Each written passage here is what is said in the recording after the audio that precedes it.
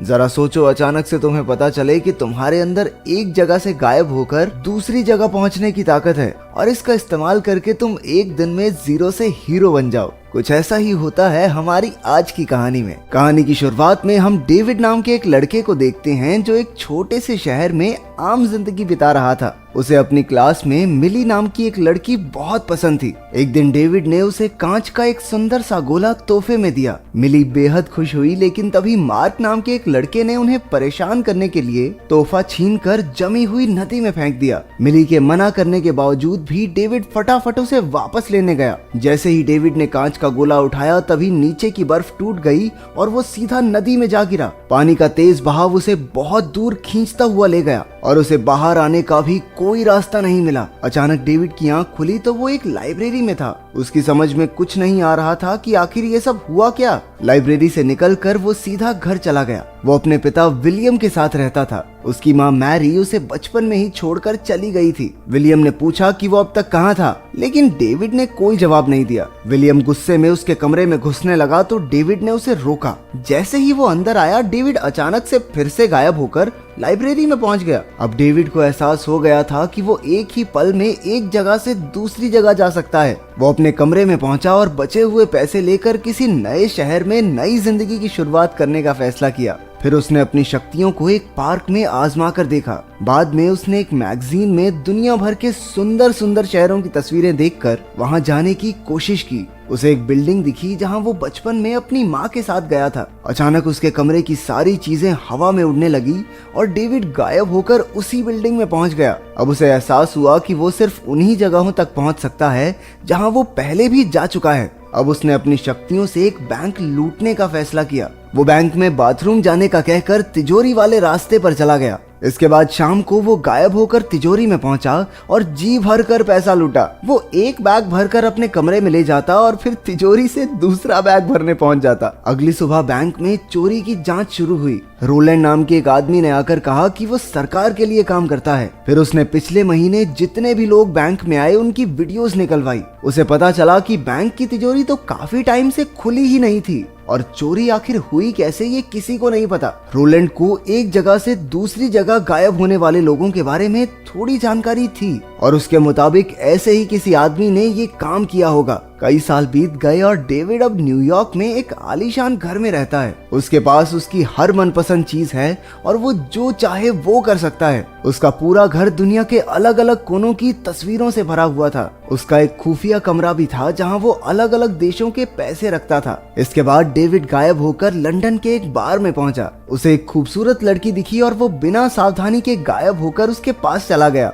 ये सब ग्रिफिन नाम के एक आदमी ने देख लिया। पूरी रात लड़की के साथ बिताकर सुबह डेविड फिजी के समंदर में चिल मारने पहुंच गया। फिर वो इजिप्ट गया और एक चट्टान पर बैठकर खाना खाया। दूसरी तरफ एक जंगल में एक आदमी ऐसे ही बार बार गायब होकर भाग रहा था, लेकिन असल में एक तार उससे जुड़ी हुई थी जिससे वो गायब नहीं हो पा रहा था। तभी रोलैंड वहां आया और उस आदमी ने रोलैंड से पूछा कि आखिर वो चाहता क्या है। रोलैंड ने कहा कि जिन लोगों के पास भी इस तरह की शक्तियां हैं उन्हें पकड़कर मौत के घाट उतार देना चाहिए। फिर उसने चाकू मारकर उस आदमी की जान ले ली। तभी रोलैंड को कुछ साल पहले हुई बैंक की चोरी के लिए कॉल आया। उधर डेविड वापस न्यूयॉर्क में अपने घर पहुंचा। उसने देखा कि रोलैंड भी वहां मौजूद था। रोलैंड ने कहा कि वो बैंक चोरी की जांच कर रहा है, लेकिन वो पुलिस में नहीं है। डेविड ने उसे बाहर निकलने को कहा, लेकिन रोलैंड ने एक डिवाइस के जरिए डेविड को जोरदार बिजली के झटके देने शुरू कर दिए। डेविड ने गायब होने की कोशिश की, लेकिन वो कुछ मीटर दूर ही जा पाया। रोलैंड भागकर उसके पास गया और एक बार फिर बिजली का झटका देकर उसे नीचे गिरा दिया। तभी उसने डेविड की तरफ एक तार शूट किया और उसे जकड़ लिया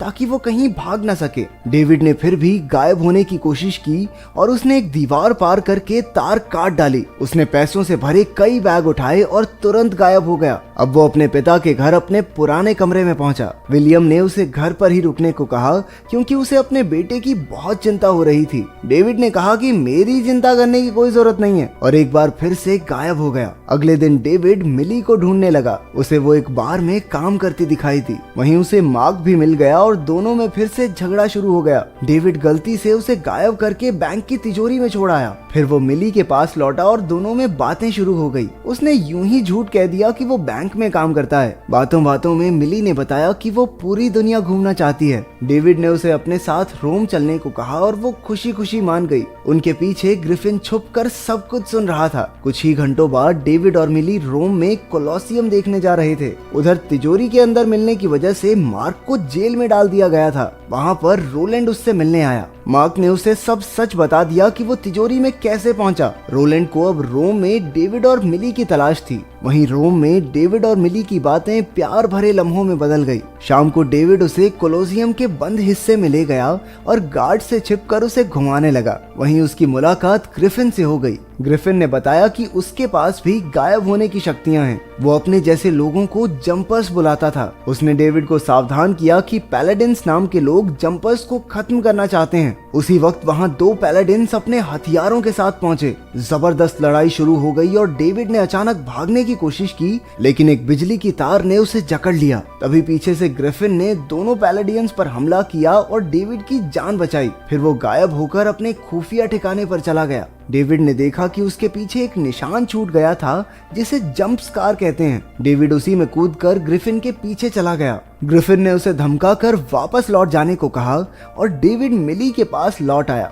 डेविड उसे कोलोसियम से बाहर ले आया, लेकिन इससे पहले वो कुछ समझ पाता पुलिस ने आकर उसे पकड़ लिया। पूछताछ के दौरान वो कहने लगा कि वो तो गलती से बंद हिस्सों में चला गया था। इसके बाद वहाँ एक बड़ी ऑफिसर आई जो असल में उसकी माँ मैरी ही थी। मैरी ने कहा कि उसके पास पैलेडिन्स से बचने के लिए सिर्फ 30 सेकंड का समय है। मैरी ने उसे हथकड़ी की चाबी दी और डेविड आजाद होकर मिली के पास चला गया। डेविड ने उसकी सुरक्षा के लिए उसे वापस घर भेज दिया। उधर रोलैंड विलियम के घर जाकर डेविड के बारे में पूछताछ करने लगा, लेकिन विलियम ने कहा कि उसने तो 8 साल से डेविड को नहीं देखा। उधर डेविड एक बार फिर से ग्रिफिन के खुफिया ठिकाने तक पहुंचा, जहां दुनिया भर के पैलेडिन्स की तस्वीरें लगी हुई थी। डेविड ने पूछा कि आखिर ये लोग जंपर्स के पीछे क्यों लगे हैं। ग्रिफिन ने बताया कि ये लड़ाई हजारों सालों से चली आ रही है। पैलेडिन्स बेहद धार्मिक लोग हैं, जिनके मुताबिक यूं गायब होने की शक्तियां सिर्फ और सिर्फ भगवान के पास ही होनी चाहिए। उसने बताया कि वो डेविड को मारने के लिए किसी भी हद तक जा सकते हैं। इसका मतलब अब विलियम और मिली की जान भी खतरे में है। डेविड ने विलियम के पास जाकर देखा कि वो बेहोश पड़ा था। वो तुरंत गायब होकर उसे एक हॉस्पिटल में ले गया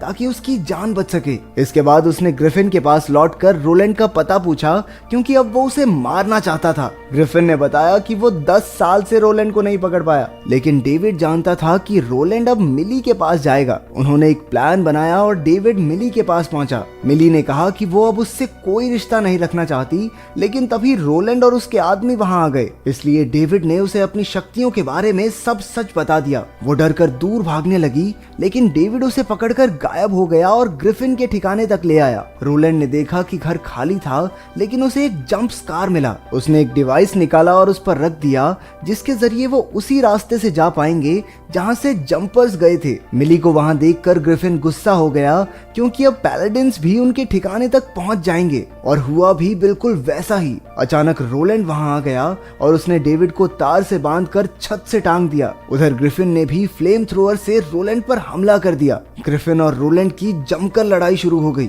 दोनों अपनी शक्तियों का खेल दिखा रहे थे। ग्रिफिन अचानक गायब होकर एक तेज बस के साथ लौटा, जो सीधा जाकर रोलैंड को कुचलने ही वाली थी, लेकिन रोलैंड ऐन मौके पर साइड होकर बच गया। रोलैंड मिली को मारने ही वाला था कि ग्रिफिन ने ऐन मौके पर आग फेंक कर उसे वापस जंप स्कार में भेज दिया। ग्रिफिन भी पीछे कूद पड़ा और दोनों मिली के घर पहुंचे। एक बार फिर से लड़ाई शुरू हुई और ग्रिफिन जंप स्कार में ले जाने वाला डिवाइस चुराकर वापस अपने ठिकाने पर लौट आया, लेकिन पैलेडिन्स ने कमरे के जंप स्कार से तार फेंक कर मिली को वापस खींच लिया। डेविड मिली को बचाना चाहता था, लेकिन ग्रिफिन ने एक बॉम्ब निकाला। उसने कहा कि वो एक ही बार में सारे पैलेडिन्स को खत्म कर देगा। वो मिली के घर बॉम्ब लेकर जाने ही वाला था, लेकिन डेविड बॉम्ब छीनकर गायब हो गया। ग्रिफिन भी उसके पीछे भागा और दोनों में लड़ाई शुरू हो गई। दोनों लड़ते लड़ते एक से दूसरे देश में गायब होते रहे, कभी इजिप्ट, कभी न्यूयॉर्क, कभी सैन फ्रांसिस्को में, लेकिन बॉम्ब के रिमोट की लड़ाई जारी रही। अचानक वो एक युद्ध के मैदान में पहुंचे और रिमोट ग्रिफिन के हाथ लग गया, लेकिन उसने देखा ही नहीं कि बिजली का खंभा उस पर गिरने वाला है।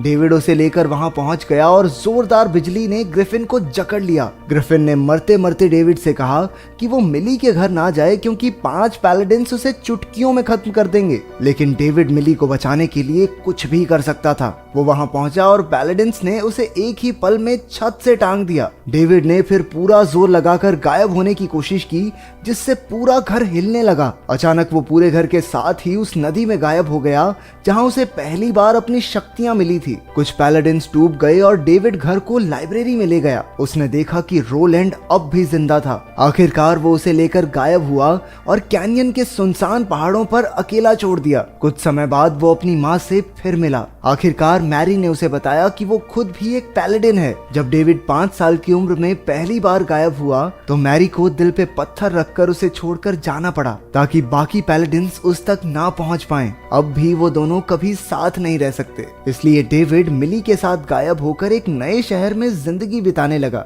अगर आपको चुनने का मौका मिले तो आप कौन सी सुपर पावर चूज करेंगे? कमेंट्स में जरूर बताना। मिलते हैं अगली वीडियो में।